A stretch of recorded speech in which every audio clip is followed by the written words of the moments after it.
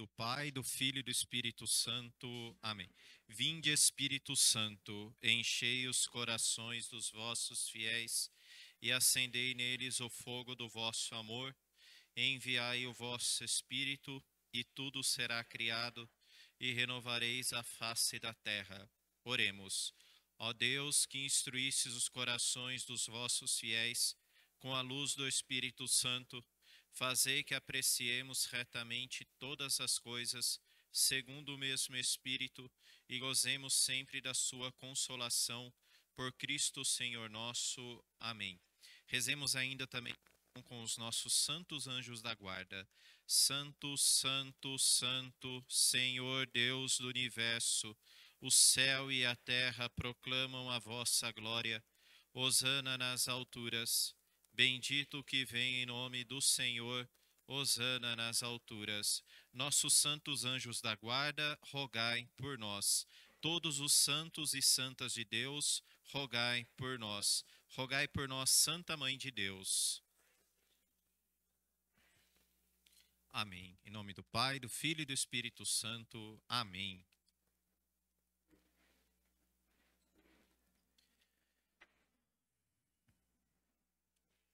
Então, boa noite a todos.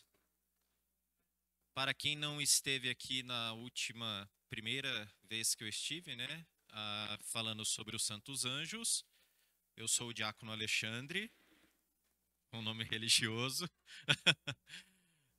E, bom, como a Adriana falou exatamente, Alexandre é um nome religioso, o meu nome civil é Paulo Roberto.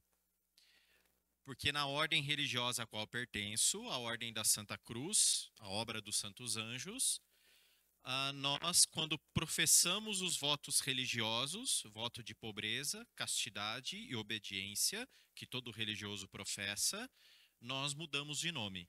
Tem algumas ordens religiosas que mudam o nome no tempo do noviciado, que é o tempo exatamente eminente de preparação para os votos religiosos. Mas no nosso caso, o nome muda nos votos religiosos. Então eu recebi, né, como eu falei, meu nome civil é Paulo Roberto, mas nos meus votos religiosos, isso em 2010, eu recebi o nome de Alexandre Maria. Então lá na minha comunidade religiosa e dentro da igreja, eu sou conhecido como o diácono Alexandre Maria. Por que Alexandre Maria? Bom, primeiro, né, explicando de onde que vem isso, né? Então, isso é uma tradição da igreja que algumas ordens religiosas tomaram para si, né? Como eu falei, de mudar o nome. Porque ao assumir um novo nome, você assume com este nome uma nova missão. Esta é a ideia, né? Assumindo um novo nome, você assume uma nova missão. E de onde vem essa tradição? Claro, não podia ser diferente da Sagrada Escritura. Alguém aqui me diga onde na Sagrada Escritura que mudaram o nome?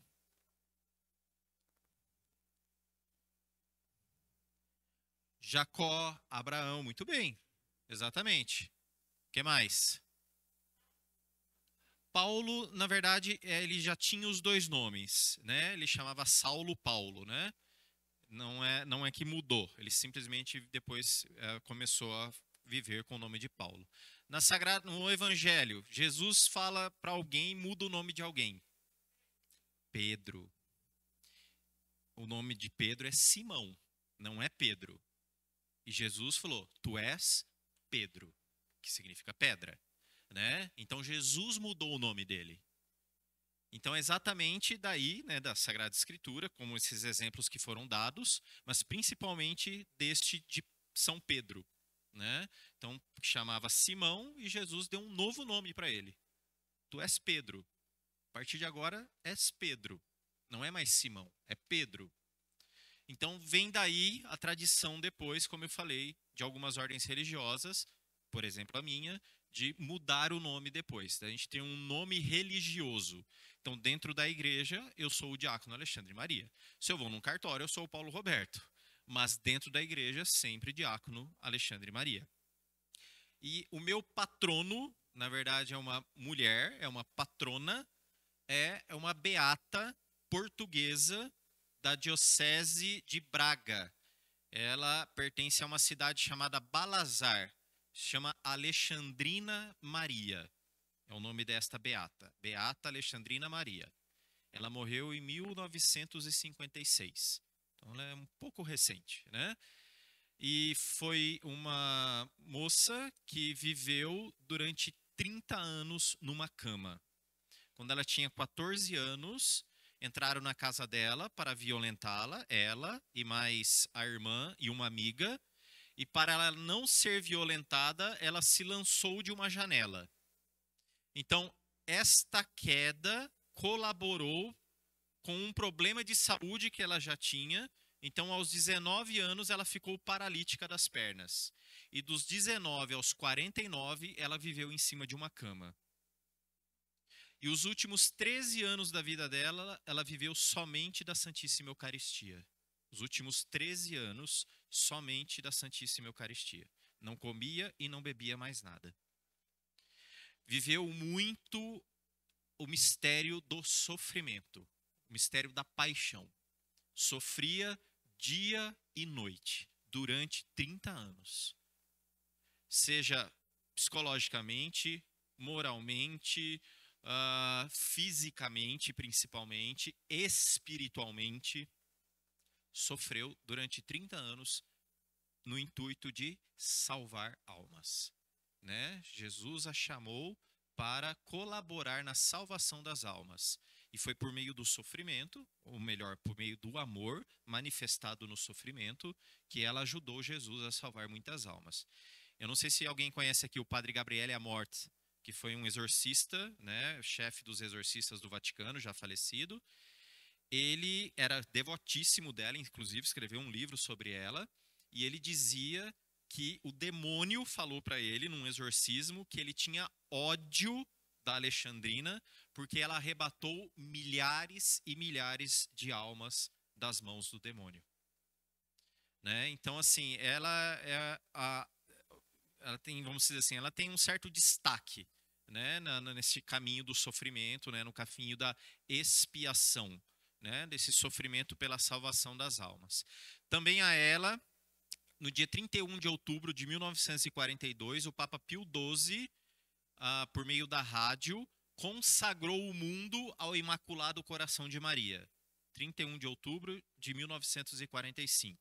O instrumento que levou a ele consagrar o mundo ao Imaculado Coração de Maria foi a Alexandrina.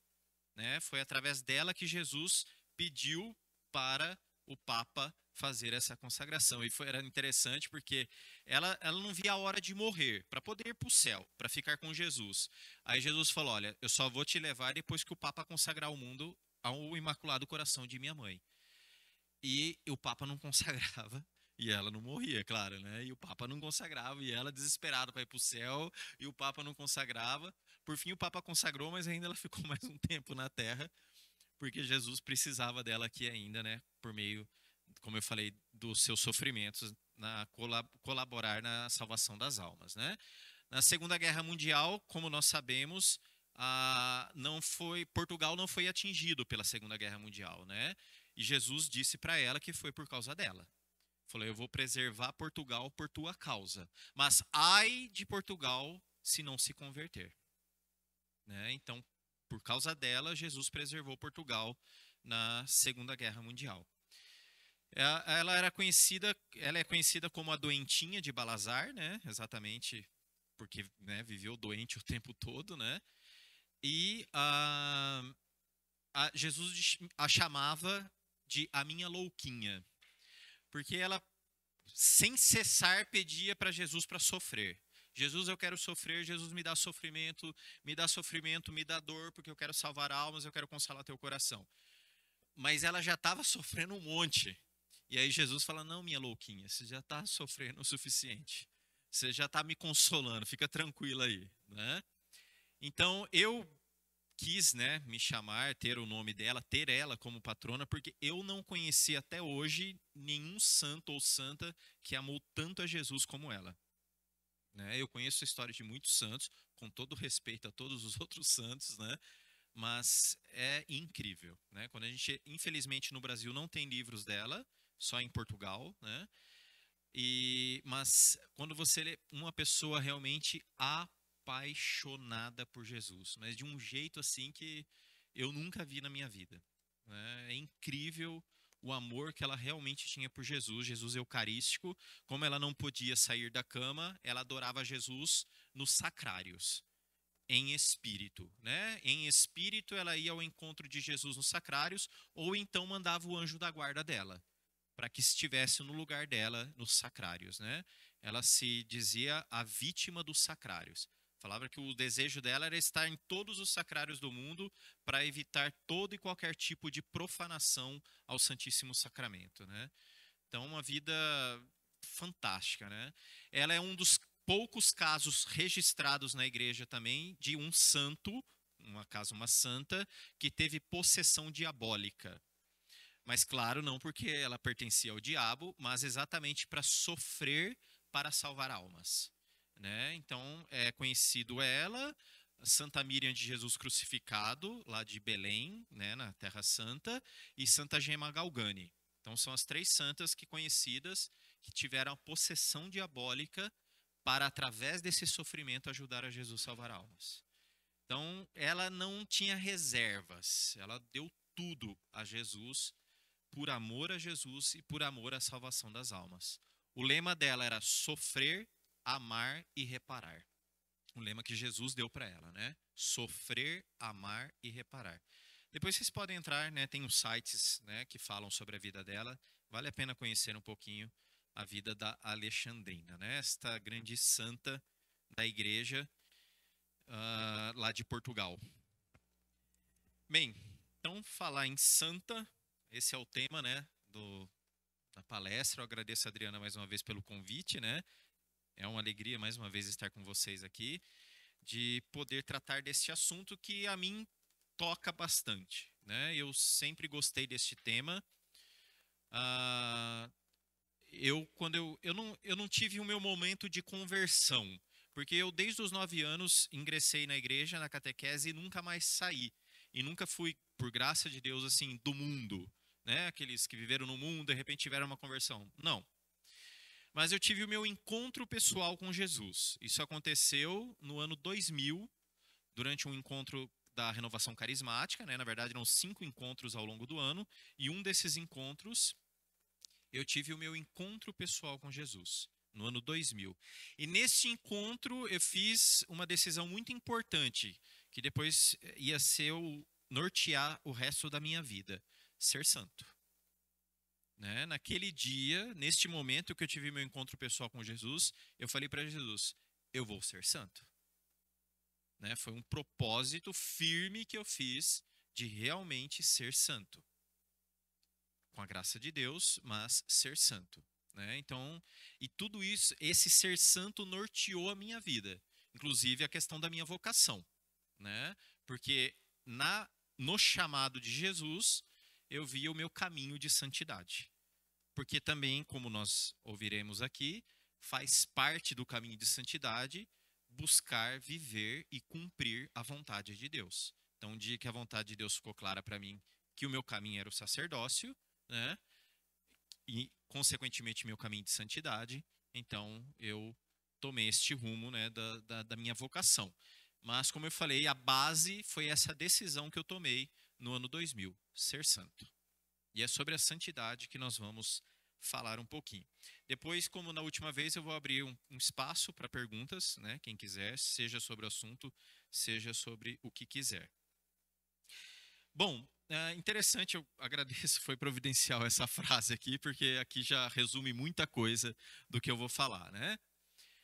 Da carta de São Pedro. Mas assim como é santo aquele que os chamou, sejam santos vocês também em tudo o que fizerem, pois está escrito: sejam santos, porque eu sou santo. Aqui está a base de tudo. Eu sou santo. O único santo é Deus. O único santo é Deus. Assim como o único sacerdote é Jesus Cristo. Os outros sacerdotes participam do sacerdócio de Cristo. Mas o único sacerdote é Cristo. E o único santo é Deus. Por isso, quando nós falamos que uma pessoa é santa ou santo, ela participa da santidade de Deus. Né? Para o homem é impossível ser santo. Eu vou falar, né, o que é o ser santo, mas para o homem é impossível. Por isso, necessita da ação de Deus na vida da pessoa. Eu vou, antes, né, falar outra coisa importante, porque às vezes quando a gente fala desse assunto, quando a gente fala de ser santo, as pessoas se assustam, infelizmente. Infelizmente. Deveria ser o assunto mais normal, né? A coisa mais normal na nossa vida, tratar sobre santidade e querer ser santo. Aliás, foi o propósito que fizeram em nosso nome aqueles que foram batizados como criança, que é ser santo. No dia que você foi batizado e aqueles que ainda não o são o serão, neste dia você assume esse compromisso da santidade, ser santo. Mas, diácono, eu não quero ser santo. Então você não vai entrar no céu. Porque no céu só entra quem é santo. Por isso existe aquilo que nós conhecemos como purgatório. Porque exatamente você precisa passar por uma purificação para entrar no céu. Porque no céu só entram os santos. Então, aí entra a primeira necessidade da santidade. Porque só entram no céu os santos e as santas. Por isso, se nós não chegarmos à santidade nesta vida, nós vamos precisar passar pelo purgatório para purificar, para nos santificar pelo fogo do purgatório para poder entrar no céu. Porque na presença daquele que é santo, somente os santos e as santas. Só que quando a gente fala de santo e santa, e esse é o grande problema, nós já pensamos naquele do altar. Eu cheguei, eu falei ser santa, ela assustou com a santidade, deu um grito ali. Né? Assusta mesmo, tranquilo, eu sei. Então, o problema é que quando nós falamos de ser santo ou santa, de santidade, a gente pensa na imagem lá, o santo na igreja. Né? Santo Antônio, Santa Rita, Santa Rosalia, seja quem for. Realmente são santos, né? Declarados pela igreja como santos, mas não são os únicos santos.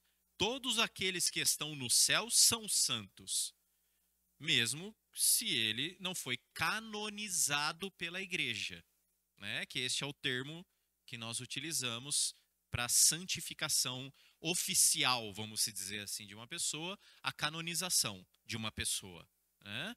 Mas o fato de não ter sido canonizado não quer dizer que não existam outros santos. Aliás, podem existir pessoas muito mais santas que aqueles que foram canonizados, mas nós não sabemos, nós não conhecemos. Né? Então, o fato de não ter sido canonizado não quer dizer que não seja santo ou santa. É que aquele que é canonizado, depois ele é colocado como um exemplo, como modelo de seguimento. Porém, repito, não são os únicos santos. Né? Aqueles ali nós temos certeza que são.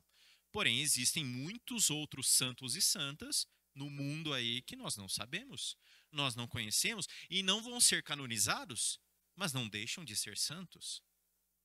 Por isso, tirar esse medo, né? Quando a gente fala de santidade, a gente acha que é uma coisa muito longe, impossível, uma coisa, né, que não dá, não tem como. E não é verdade. Né? Não é verdade. Repito, nós somos chamados a sermos santos.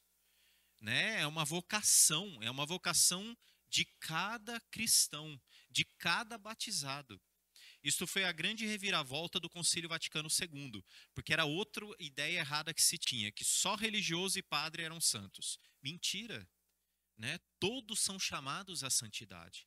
Cada ser humano, cada batizado, cada cristão é chamado a ser santo e a ser santa. Eu repito, é a nossa vocação, a nossa primeira vocação. Antes do sacerdócio, do matrimônio, do celibato, seja do que for, a nossa vocação de todos nós é a santidade. Sermos santos. O Papa Bento XVI, numa homilia que ele fez, ele falava sobre o munus de santificar da igreja, né? Aquele poder que a igreja tem exatamente de levar os seus fiéis, o povo de Deus, à santidade. E ele falava uma coisa muito interessante. Ele falava assim: santo é a qualidade específica de Deus. Repito, santo é a qualidade específica de Deus. Ou seja, absoluta verdade, bondade, amor e beleza. Luz pura. Então, assim, ele define a santidade de Deus. Absoluta verdade, bondade, amor e beleza. Luz pura. E o Papa Bento fala uma coisa maravilhosa. Como eu falei no início, né? Então, só Deus é santo. Quando nós nos tornamos santos, nós participamos da santidade de Deus. Aliás, Deus é 3 vezes santo. Nós, por exemplo, na oração que fizemos no início, que nós rezamos em cada Santa Missa. Santo, santo, santo. Senhor Deus do universo, né? Então, é o Deus 3 vezes santo. Ou seja, é santíssimo, né? Deus. E o Papa Bento fala uma coisa muito importante, né? Uma coisa que às vezes, porque um grande problema também na igreja, às vezes, quando se fala de santidade, é de buscar uma santidade com as próprias forças. Na verdade, isso foi no início no século XIX, né, no Templo de Santa Teresinha, houve esse problema, surgiu um grupo dentro da igreja chamado jansenistas, né? Era o jansenismo, que pregava exatamente isso. Eu só vou ser santo, ou eu só consigo ser santo com as minhas próprias forças. Né? Então eu tenho que lutar e fazer de tudo e me matar e, né, para chegar à santidade. Só que depois as pessoas foram vendo que a coisa não funcionava, era assim. Porque por mais que elas lutassem, não dava conta de viver aquilo que eles almejavam viver, ou era pregado, ou era pedido para que eles vivessem. E aí, tanto que depois Deus inspirou, né, Santa Teresinha do Menino Jesus, na época, que veio exatamente com a infância espiritual. Quem faz, quem realiza, quem santifica a cada um de nós é Deus. Por isso nós chamamos o Espírito Santo santificador. Porque quem santifica é o Espírito Santo. É a presença dele em nós que nos torna santos. Por isso, a coisa mais importante que precisa ficar clara aqui, que a santidade é uma ação de Deus na nossa vida, antes de qualquer outra coisa. É Deus agindo em mim. É a ação de Deus na minha vida, na minha alma. É Deus que me santifica. Isto é o essencial do caminho de santidade. É uma ação de Deus na minha vida. Por isso o Papa Bento, nesta homilia, ele falava assim, que a igreja, né, e ele falava dos sacerdotes, que eles deveriam levar as pessoas a ter um contato com Deus. Porque é por meio deste contato com aquele que é santo, 3 vezes santo, que a pessoa se santifica. Então, o segredo da santidade, por fim, o maior dele, é este contato com aquele que é santo. Porque exatamente neste contato com Deus que é santo, eu vou sendo santificado. Por isso é lindo quando nós ouvimos o fiat de Nossa Senhora. Faça-se. Ela não disse, eu vou fazer. Ela disse, faça-se. Deus faça em mim. Deus faça através de mim. Não sou eu que farei. E exatamente isto. É Deus que santifica. É Deus que faz. É Deus que realiza a obra. Como diz São Paulo, realiza em nós tanto o querer como o fazer. Por isso, a nossa parte, para sermos santos, nós devemos entrar em contínuo contato com Deus. Está aí o primeiro passo. Viver num contínuo contato com Deus. E aonde se realiza este contato? Pela oração, né? A importância de rezar, porque pela oração eu entro neste contato íntimo com Deus. Mas principalmente, como diz o Papa Bento XVI, pela liturgia. Porque na liturgia não é uma ação do homem que se realiza. A liturgia é uma ação de Deus no qual o homem participa. É diferente.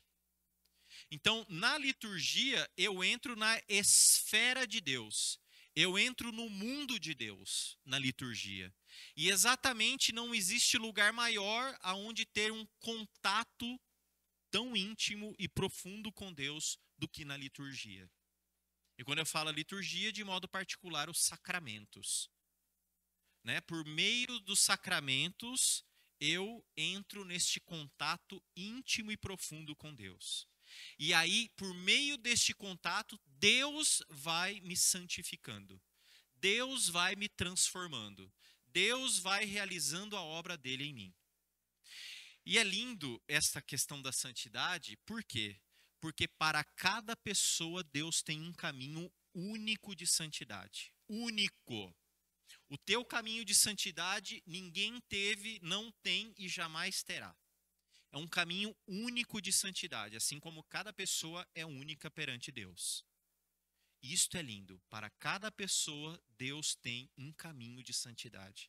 Eu tenho um autor que eu gosto muito, porque ele exatamente segue a linha da infância espiritual, um autor belga, e ele fala, um dos livros dele fala uma coisa fantástica. Ele fala assim, ó, o trabalho de Deus diário, né? Ele falava assim, o que Deus faz no dia a dia? E ele respondeu, o trabalho de Deus diário é nos santificar. Ele fala, Deus move céu e terra. Deus providencia aqui e acolá. Deus faz isso e faz aquilo, com um único objetivo, a nossa santificação. Fazer de nós pessoas santas. Mas, repito, né, tudo começa por meio do contato com Deus, por meio da oração, mas principalmente por meio da liturgia. É onde nós temos o mais profundo e íntimo contato com Deus. E esse íntimo e profundo contato com Deus já realiza em nós esta obra de santificação. Porque, em primeiro lugar, é uma obra de Deus. É graça de Deus. É Deus agindo na nossa vida e na nossa alma. É uma operação de Deus em nós. Por isso, nós precisamos nos aproximar daquele que é 3 vezes santo. E isso se realiza de modo eminente, de modo particular e especial na liturgia. De modo particular nos sacramentos. Na confissão, na Sagrada Comunhão, na Santa Missa. Já começa com o batismo, né, que é a porta de entrada para todos os outros sacramentos.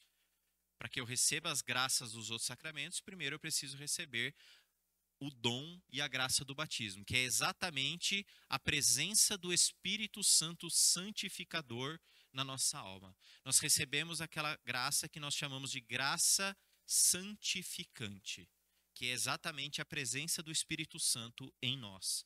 E este mesmo Espírito santificador vai realizar esta obra de santificação.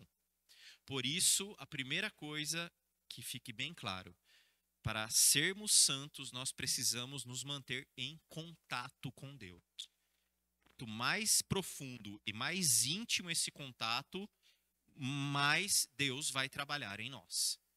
Então, melhor se torna ou mais fácil o meu caminho de santidade. Porque o caminho de santidade é um caminho difícil. Aliás, é muito difícil. Porém, é um caminho simples. Muito simples. O problema é que nós complicamos. Aliás, nós complicamos tudo geralmente, né? Então, Deus é simples. E o caminho de santidade é simples. Mas o problema, repito, é que nós complicamos este caminho. Nós tornamos este caminho, né, complicado, mas é um caminho simples. É difícil, porém simples. Mas a primeira coisa e mais importante é este contato com Deus. Porque, eu repito, é Deus que nos santifica. É Deus que realiza a obra. A presença do Espírito Santo na nossa alma. E aí, principalmente, os sacramentos. Bem, uma vez que Deus atua na nossa alma, Deus realiza a obra de santidade em nós, também precisamos fazer a nossa parte. Não é assim que eu sento e cruzo as pernas e espero Deus fazer. Né? Nós precisamos depois, como nós dizemos, colaborar com a graça de Deus. Deus derrama graças abundantes em nós. Eu não sei, quem aqui já esteve na Foz do Iguaçu, nas cataratas? Levanta a mão. Ótimo, eu sou do Paraná e nunca estive lá, né? Mas tudo bem. Né, aquelas águas, né, aquelas cachoeiras imensas, né? Aquela água, aquela, né, abundante água sendo derramada. Isto é a graça de Deus. Imagina você entrando debaixo numa daquelas cataratas. É assim que funciona a graça de Deus na nossa vida. O problema é que nós colocamos o guarda-chuva.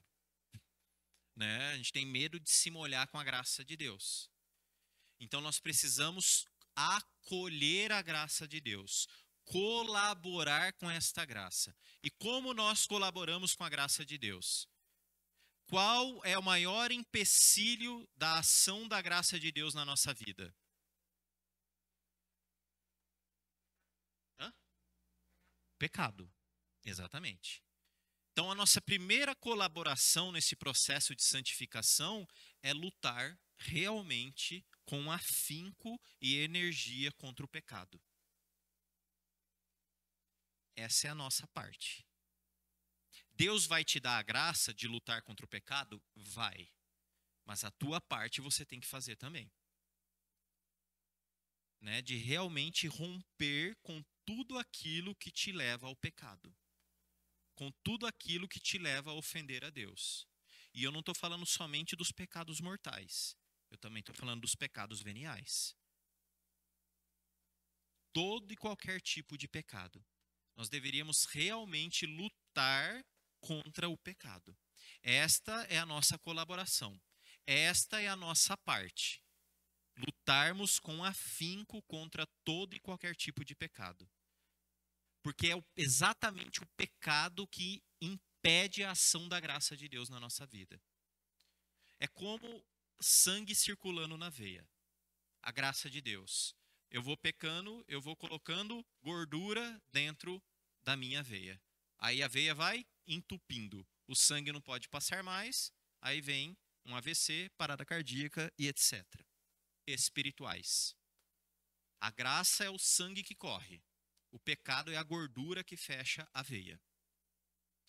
Por isso, para a graça continuar correndo, eu preciso desentupir as minhas veias. Se eu pecar, que eu me arrependa. Que eu peça perdão a Deus. Que eu busque o sacramento da reconciliação. Mas lutar realmente contra o pecado. Com afinco, com energia. Não podemos nos acomodar no pecado.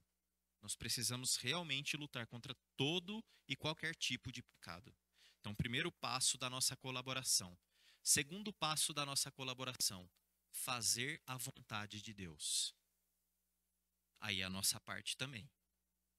Mas, diácono, qual é a vontade de Deus? Em primeiro lugar, ela se manifesta por meio dos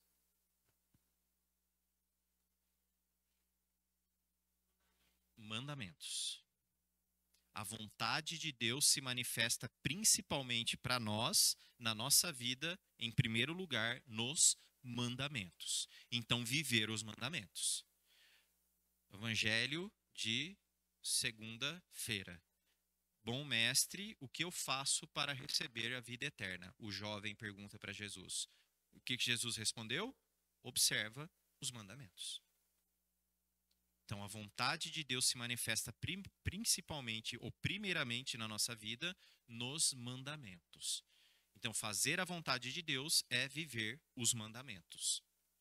Em segundo lugar, viver a vontade de Deus que se manifesta depois na sua palavra, né? Então, por isso, conhecer a palavra de Deus, para viver a palavra de Deus. Porque na palavra de Deus está expressamente a vontade de Deus para nós. Então, a palavra de Deus, os mandamentos e a palavra de Deus. Por isso, ler e meditar dia a dia a palavra de Deus. Porque ali se manifesta claramente qual é a vontade de Deus na minha vida.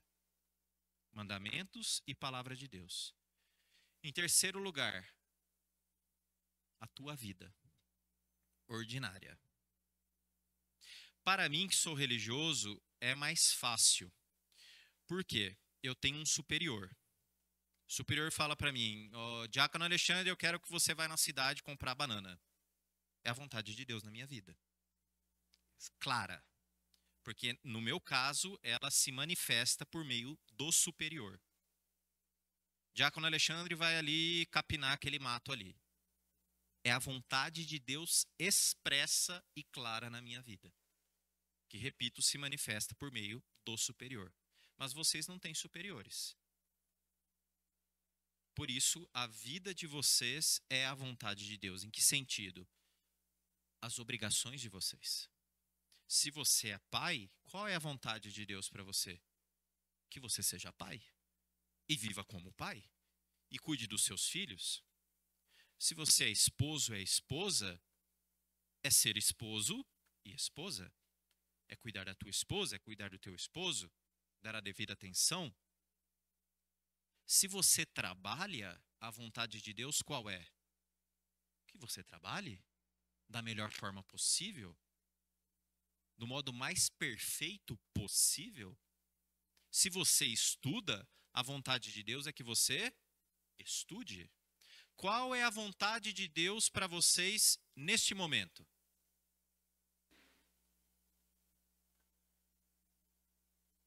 Não. O que foi esse sinal aqui? Isso, que vocês prestem atenção em mim. Esta é a vontade de Deus clara e expressa neste momento. Porque vocês estão aqui. Vocês vieram aqui para escutar uma palestra. Qual é a vontade de Deus para vocês? Que vocês escutem esta palestra. Se alguém aqui começa a rezar o terço, por exemplo, eu não tenho nada contra isso, né? Não é a vontade de Deus para você neste momento. A vontade de Deus neste momento para você é que você preste atenção na palestra. Se você está numa sala de aula, a vontade de Deus é que você preste atenção no teu professor. Se você está trabalhando, é que você trabalhe. Então, a vida de vocês, a vida ordinária, o trabalho, tudo que vocês fazem, ali, naquele momento, se manifesta a vontade de Deus. Então, fazer a vontade de Deus. Esta é a nossa colaboração por meio dos mandamentos, da sua palavra e da vida ordinária. Porque esse é um outro problema quando se fala de santidade. Se fala de santo, infelizmente na igreja às vezes se pensa em gente que levita, que tem visões, que não sei mais o quê. Não, não é isto. A santidade se realiza na vida ordinária, se realiza no dia a dia. Não está nas visões, não está no bilocar, levitar. Isso são carismas que Deus dá para uns santos para colaborar para o bem dos outros. Mas o fato de você não bilocar, não levitar e não ter visões não quer dizer que você não seja santo ou santa. Porque a santidade se constrói no dia a dia, no ordinário da vida, no trabalho, em casa. É ali que se realiza concretamente a vida de santidade. Por isso, o dia a dia, o ordinário, a vida de vocês, isto é a vontade de Deus para vocês. Mas, acima de tudo, a vontade de Deus está nos dois maiores mandamentos que resumem todos os outros mandamentos. Quais são? Primeiro, amar a Deus sobre todas as coisas e próximo como a si mesmo. Por que ficaram quietos? Esqueceram do segundo? Primeiro, amar a Deus sobre todas as coisas, e o segundo, amar o próximo como a si mesmo.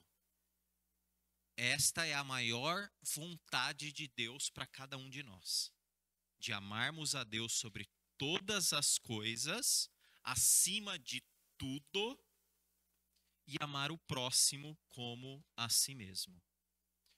Concretamente, amar o próximo como a si mesmo. Não só de boca para fora, como diz São João, mas em verdade, em obras e verdade, amar o próximo.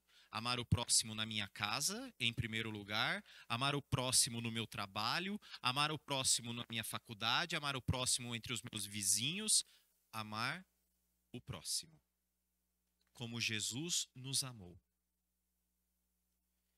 E neste caminho de amor a Deus e amor ao próximo, muitas vezes entra uma outra realidade que às vezes assusta bastante a nós: o sofrimento.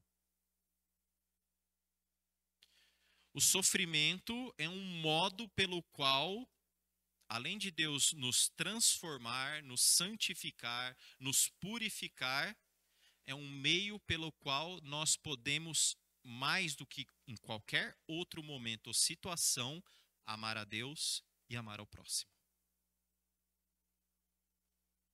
É a máxima manifestação do amor, é o sofrimento. A Deus e ao próximo. Porque é fácil dizer, Deus, eu te amo, quando tudo está bem. Quando tudo corre bem. Agora dizer, Deus, eu te amo, quando todo vento é contrário, quando eu estou numa situação difícil, complicada, em trevas, onde eu não enxergo mais nada, isto é verdadeiro amor. Aí está realmente o amor. Dizer para Deus, eu te amo nestas situações. Só que mais bonito ainda, eu posso colaborar com Jesus na salvação das almas por meio do sofrimento. Se eu uno meu sofrimento ao sofrimento de Jesus e ofereço pela salvação das almas, como ensinou Nossa Senhora de Fátima aos pastorinhos, eu ajudo a Jesus a salvar muitas e muitas almas, que eu só vou saber no céu depois. Mas eu ajudo. Exemplo bem concreto, a minha patrona, a Beata Alexandrina. 30 anos numa cama sofrendo, e como o demônio revelou ao padre Gabriele a morte num exorcismo, arrebatou milhares e milhares de almas das mãos do demônio, unindo seu sofrimento ao sofrimento de Jesus. Por isso, sofrimento é graça, sofrimento é dom, sofrimento é vocação. Isso, palavras de São João Paulo II. Ele escreveu uma carta apostólica chamada A Dor que Salva. E exatamente lá ele fala, sofrimento é vocação. Por meio do sofrimento, eu posso ajudar a Jesus a salvar almas. E por isso, por meio disso, eu vivo concretamente este mandamento de amor, do amor ao próximo. Oferecendo o meu sofrimento a Jesus, eu vivo o segundo mandamento, de amar ao próximo, como Jesus nos amou. Porque Jesus nos amou quando foi a máxima manifestação do amor de Jesus por nós? Na cruz. E por isso também nós, se estamos crucificados pelas diversas situações da vida, seja uma doença, um desemprego, seja o que for, se eu uno esse sofrimento ao sofrimento de Jesus, nós vivemos concretamente este segundo mandamento, de amar ao próximo como Jesus nos amou. Nós colaboramos na salvação das almas. Por isso, a importância de tomar consciência da graça e do dom do sofrimento na nossa vida. Não é castigo, é graça, é dom. É uma imitação perfeita e máxima de Jesus Cristo, que por amor a cada um de nós morreu crucificado. Por isso faz parte do caminho de santidade também o sofrimento. Porque eu repito, no sofrimento eu amo a Deus sobre todas as coisas e no sofrimento eu amo o meu próximo como Jesus nos amou. Eu colaboro com Jesus na salvação das almas.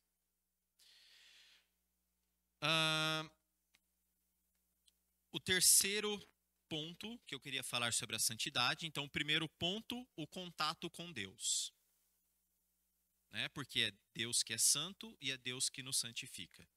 O segundo ponto, a nossa colaboração, vivendo os mandamentos, vivendo a vontade de Deus e vivendo principalmente o amor.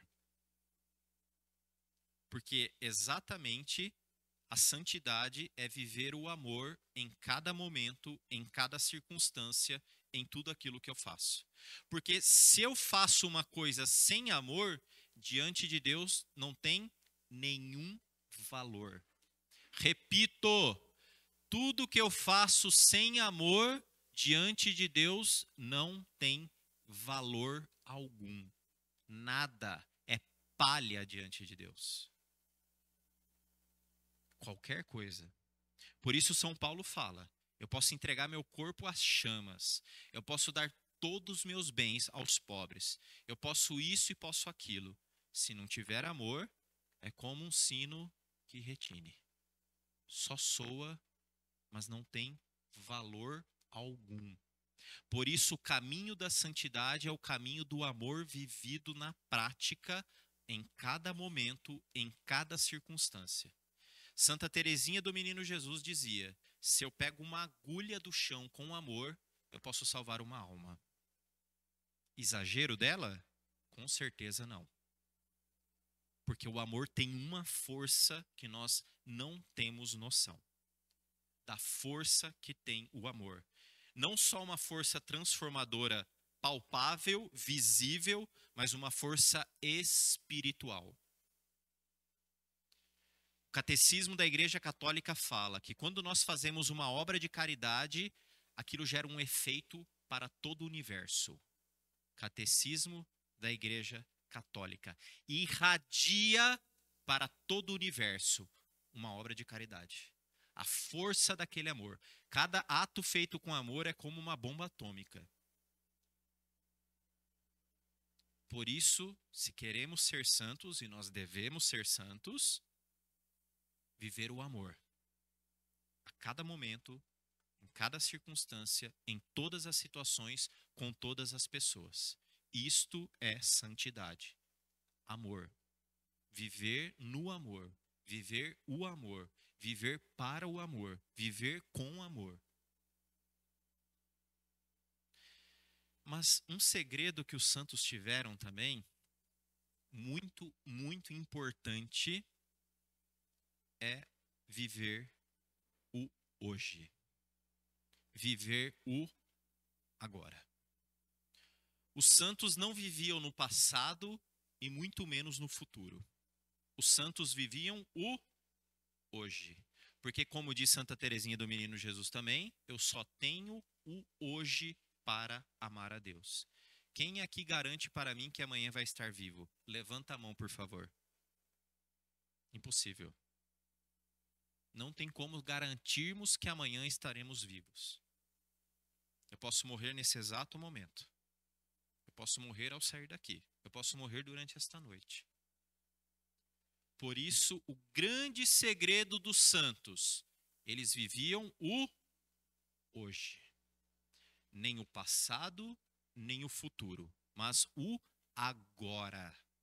Por isso que eu digo, a vontade de Deus agora para vocês é prestarem atenção em mim. Não é porque sou eu, é porque vocês estão aqui. Esta é a vontade de Deus agora para vocês. Tem uma história tão bonita de São Domingos Sábio. Alguém não conhece São Domingos Sábio? Levanta a mão. Ótimo. São Domingos Sábio foi um dos primeiros discípulos de São João Bosco. São João Bosco tinha o seu orfanato lá, né? E um dos primeiros que moraram nesse orfanato, foi São Domingos Sávio, né? Um jovem, uma criança, morreu com 9 anos, né? Uma frase bem conhecida dele, né? Aquela antes morrer do que pecar, ele dizia. Antes morrer do que pecar. Mas um dia São Domingos Sávio estava jogando futebol, como qualquer outra criança, e um coleguinha dele chegou para ele e falou: Domingos, se você fosse morrer hoje, o que que você faria? Muitas vezes a gente podia pensar, pô, vou me confessar, né? Ou eu vou lá para a capela, lá ficar com Jesus, né? Sei lá. Aí ele respondeu, simples e claramente: eu continuaria jogando futebol. Porque era a vontade de Deus, naquele instante, que ele estivesse jogando futebol com seus coleguinhas. E se eu estou na vontade de Deus, eu não preciso temer nada. Por isso, viver o hoje, viver o agora da melhor forma possível, com o máximo de perfeição, com o máximo de amor. Este foi o grande segredo de todos os santos, sem exceção.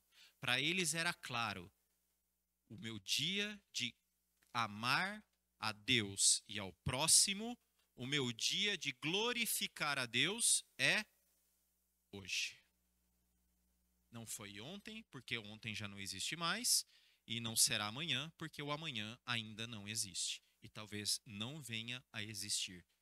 Por isso, para eles, todos os santos e santas, sempre foi muito claro: viver da melhor forma possível o hoje, o agora,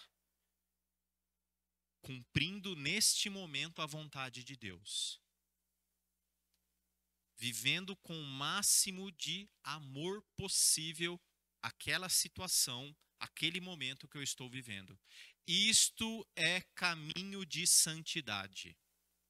Santidade na vida ordinária. Santidade não é levitar, não é ter visões, bilocar, sei lá mais o quê.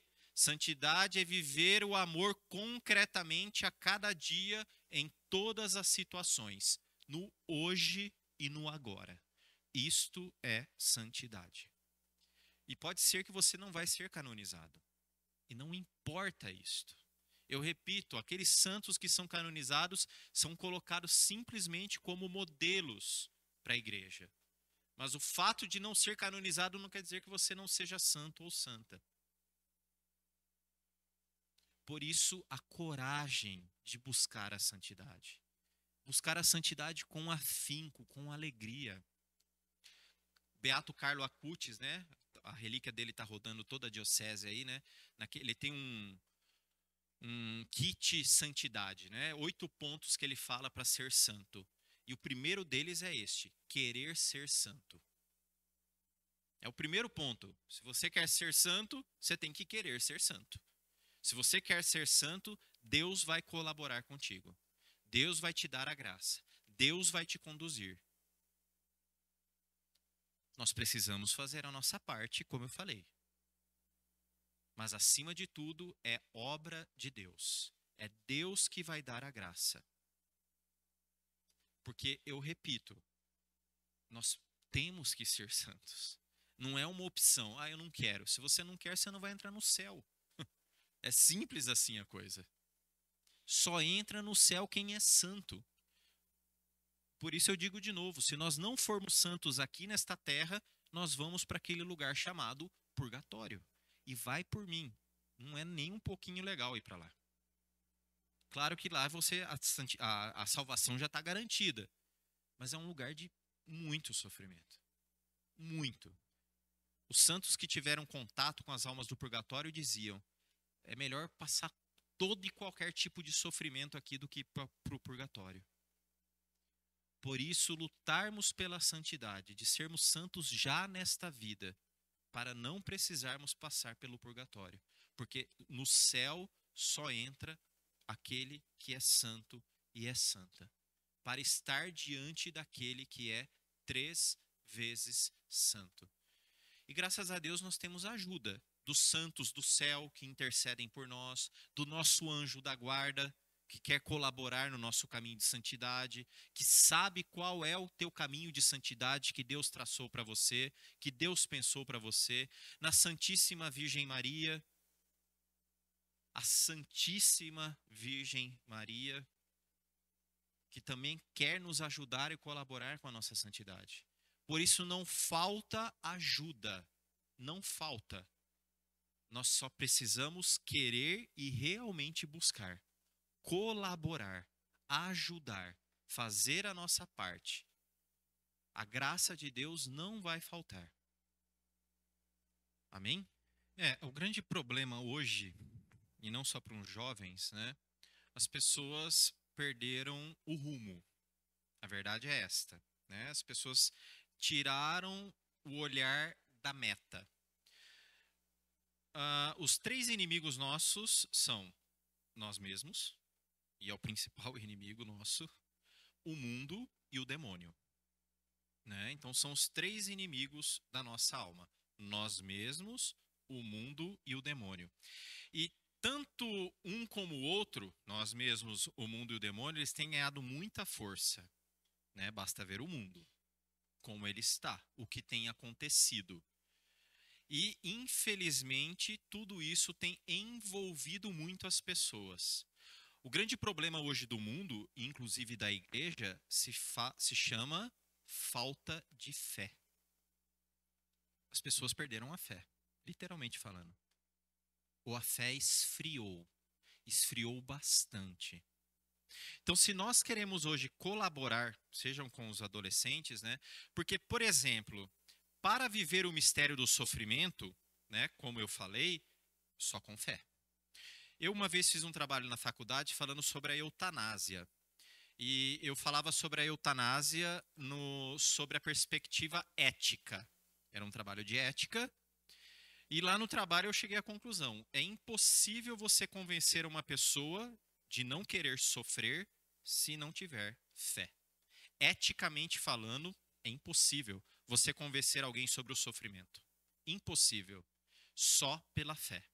Então, o trabalho que nós hoje precisamos fazer, e você com os jovens, é trabalhar a fé. Porque o problema é este: o mundo está engolindo as pessoas, está tirando a fé das pessoas, está esfriando a fé das pessoas. E sem fé é impossível agradar a Deus, como diz a carta aos Hebreus. Por isso, fé. Para trabalhar qualquer outro aspecto ou perspectiva sobrenatural, a base se chama fé. E esse é o grande problema hoje no mundo e na igreja. As pessoas estão perdendo a fé. Ou a fé esfriou demais. E aí, quando se entra num assunto sobrenatural, por exemplo, a questão do sofrimento como graça, como dom e salvação, é impossível entender. É impossível viver depois. Porque me falta exatamente a fé. Então, por isso, né, hoje, com os jovens e com qualquer pessoa hoje, o mais importante é trabalhar a fé, que é a base, é o fundamento para depois viver e compreender todas as outras perspectivas espirituais. O doente sofre, fica de 2 anos de cama, sofrendo, ali ele está sendo santificado? Com certeza absoluta, se ele vivenciar com fé. Ótimo. Ela era muito católica, Certo. E ela ficou 2 anos sofrendo mesmo, sabe? Ela ficou muito sério, até 2 anos ela ainda lidava, e depois foi só sofrimento. Então aí ela foi santificada. Com certeza. Né? Se ela viveu aquele momento com fé, esperança e amor, com certeza Deus a santificou por meio daquele sofrimento. Mas como eu falei, o sofrimento depois não só colabora comigo, mas por meio do sofrimento eu posso colaborar com outros. Né? Existe uma lei na vida espiritual que é a lei da compensação. Para que alguns sejam salvos, para que alguns recebam graças, outros têm que perder, outros têm que morrer, outros têm que sofrer. Como eu falei, a minha padroeira, ela para milhares e milhares de almas serem salvas, ela precisou ficar 30 anos sofrendo numa cama. 30 anos. Eu não estou falando de 3 dias nem de 3 anos. Eu estou falando de 30 anos. Eu estou falando de 30 anos sofrendo dia e noite. Lei da compensação. Alguns têm que perder para outros ganharem. Alguns têm que morrer para outros viverem. Faz parte do plano de Deus, do mistério, do plano da salvação das almas. Por que é assim? Não sei. Deus quis assim. Né? E a gente vê que é assim no Filho de Deus, em Jesus Cristo. Ele precisou perder, ele precisou morrer para que todos nós ganhássemos e vivêssemos. Né? Então faz parte deste plano de salvação de Deus que alguns percam e morram para que outros venham a ganhar e venham a viver. Claro que esse que perdeu e morreu na fé, na esperança e na caridade também vai ganhar. Mas com esta perda e esta morte, outras pessoas ganham e vivem também. Né? Então faz parte deste plano, desse mistério de Deus, da salvação, esta questão do sofrimento. Tanto na minha vida, como depois na vida dos outros também. Por favor. Hoje eu descobri que minha mãe ficou 17 anos em cima da cama, com todas as sequelas, muito católica, não tinha consciência, mas todos os dias ao levantar, eu fazia com o pai, todos os dias. Então hoje, com você falando, eu descobri muita coisa que eu perguntava para Deus, porque é um mistério de Deus, eu falava. Na missa de 7º dia, o padre falava, imagina uma pessoa de 17 anos, sem ir no banheiro, sozinha. Então hoje o Senhor me fez lembrar de muitas coisas que eu perguntava e eu agradeço. Né? Realmente, o sofrimento é um mistério. Não tem como explicar. Eu não tenho como explicar para vocês. É um mistério. Né? Deus quis incluir o sofrimento no seu plano de salvação e no plano de santificação pessoal nossa. Quem aqui não sofreu ou não sofre? Aqui levanta a mão. Todo mundo sofre. Ah, não? Parabéns. Ah, tá. Eu falei, quem não? Você levantou a mão? Falei, uau. Todo mundo sofre. E vai sofrer. Mais ou menos. Mas todo mundo sofre. Mas exatamente, o sofrimento faz parte deste caminho de purificação. Deste caminho de santificação. E eu repito, se esse meu sofrimento é unido ao sofrimento de Jesus, eu ainda colaboro na salvação de outras almas. Minha tia está há 31 anos em cima do macacão. 31? Aí, eu ganhou da Alexandrina, parabéns pra ela. Ela tomou um tiro, ela era caixa com dó, ela tomou um tiro aos 24. Ufa, que coisa. Ela está há 31 anos. Então. Né? Se vive este sofrimento, é um sofrimento. Imagina ficar 31 anos em cima de uma cama. Mas se eu vivo isto unido, e eu não estou falando que é fácil. Né? É difícil, é um sofrimento. Mas se é vivido com fé, em união com Jesus, repito, a pessoa se santifica e ela ainda ajuda na santificação de outras almas. É uma realidade espiritual. Né? Como a Alexandrina, ela não sabe quem que ela salvou, ela só vai saber depois que ela chegou no céu, que ela descobriu. Né? Quem que ela ajudou e quem que ela não ajudou. Inclusive, ela pode ter ajudado qualquer um de nós aqui. Ó. No dia que a gente chegar no céu, a gente vai saber. Talvez nós seremos salvos com a ajuda da Beata Alexandrina. Ou da sua tia. Ou da sua mãe. Pode ser, não sabemos. A gente fala assim, tá pagando os pecados. A pessoa tá sofrendo, tá morrendo, né? Tá pagando os pecados, gente. Isso também. E tem razão. Porque o sofrimento é o quê? Um purgatório antecipado. Porque eu repito, se a gente não sofrer aqui, a gente vai sofrer no purgatório. De algum modo nós precisamos sofrer, exatamente para purificar os pecados que nós cometemos. Porque quando nós pecamos, acontece duas coisas: culpa e pena. Todo pecado tem culpa e pena. Quando nós nos confessamos, o que é perdoado? O que é perdoado no sacramento da confissão? A culpa. Mas ficam as penas. No sacramento da confissão, penas não vão embora. Somente a culpa é perdoada. E por isso nós precisamos pagar essas penas. Nós precisamos, como se diz, penar. Literalmente falando, nós precisamos penar, pagar essas penas. Se nós não pagarmos aqui nesta vida, nós temos que pagar na outra, chamado purgatório. Por isso, o sofrimento é uma graça, porque por meio do sofrimento eu já posso pagar inúmeras penas. E aí, por isso, outra graça que a igreja concede, as indulgências, parcial e plenária. Por meio da parcial, eu pago uma parte. Por meio da plenária, eu pago todas as penas. Por isso, se naquele dia eu recebo uma indulgência plenária, se eu morro, eu vou para o céu, direto. É uma graça que a igreja concede. Santidade, por exemplo, a gente está em busca da santidade, fazendo tudo, e vem uma pessoa que não acredita naquilo que você acredita e faz você perder a paciência naquilo que você queria alcançar. Então, mas Exatamente.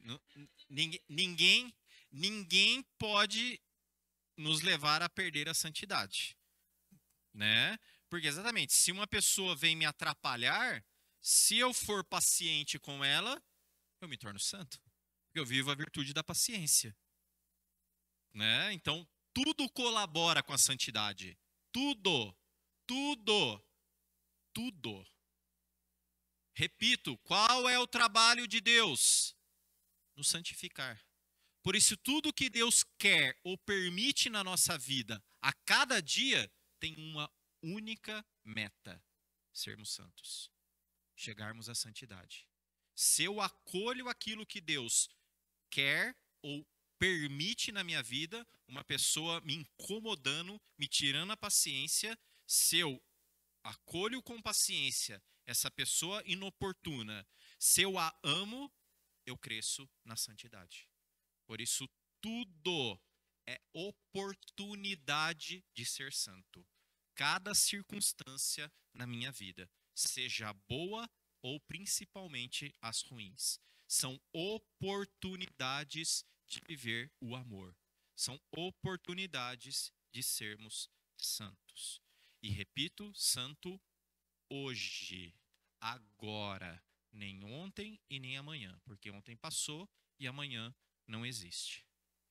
Perguntas? não, não é a última, é a penúltima que tem a última aqui. As últimas. Eu estou no livro de morte, eu falo que ele dá a execução. Ali eu remedi todos os pecados.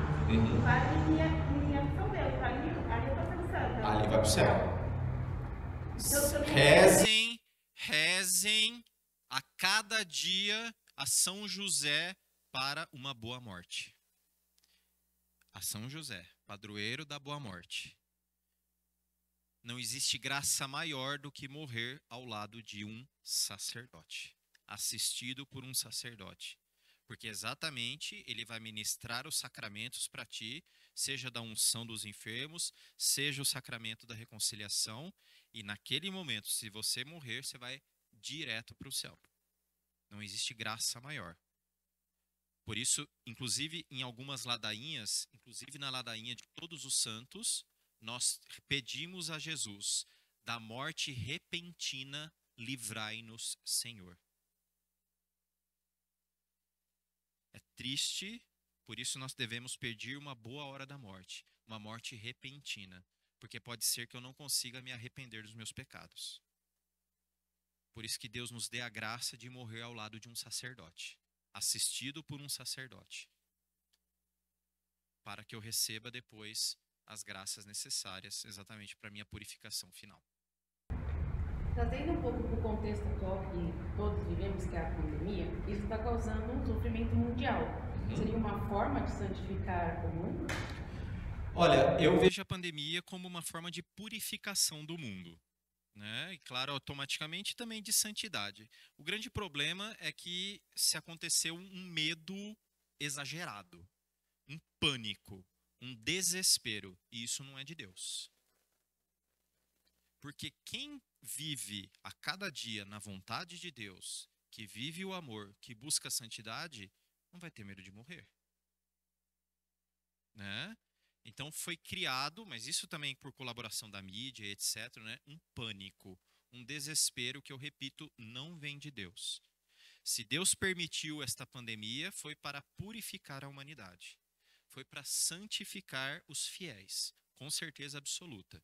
Mas este medo, este pânico, esse desespero não vem de Deus. Isto é obra do demônio, com a colaboração da mídia, de quem mais quer que seja. Né? Mas não vem de Deus isso daí. Mas com certeza, Deus utiliza de tudo para purificar e santificar. Com certeza absoluta.